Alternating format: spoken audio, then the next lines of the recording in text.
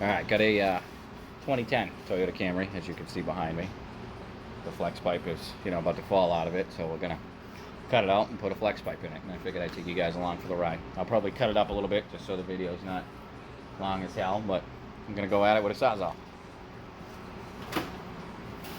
And this front half up here is going to be awful. So close to the pan, I'm gonna hit a million times, I'm gonna go through 1,000 blades, and it's gonna be great. It's gonna be great. So there may be some, some cursing in this one.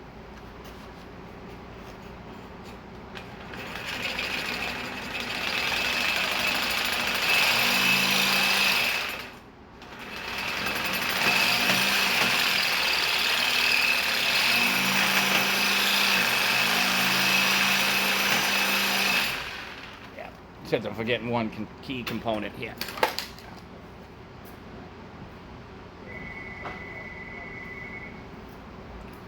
Gonna need some safeties. Alright, let me get through this pipe and I'll put you guys back. I bring everybody in to see what I'm dealing with here.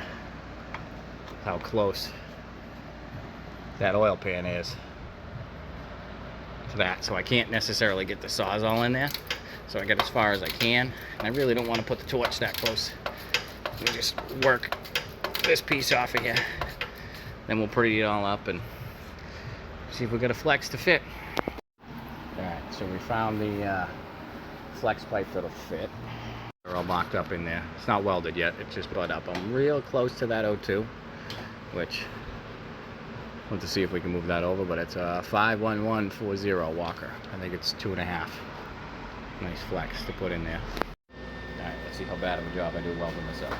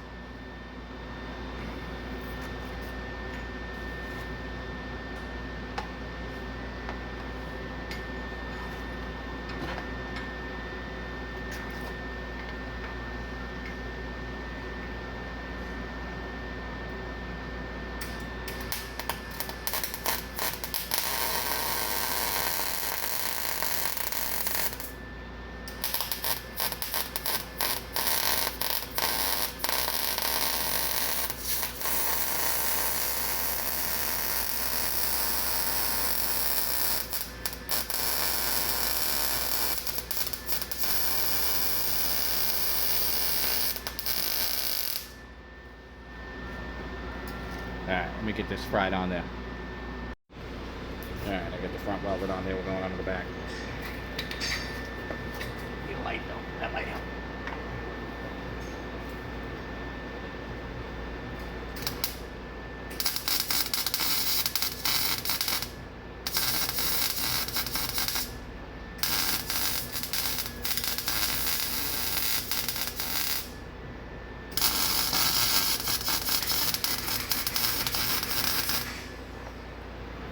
guess. I know my wire speed's up too high, but I have it up there. Perfect. I'm trying to fill a hole in the top up here.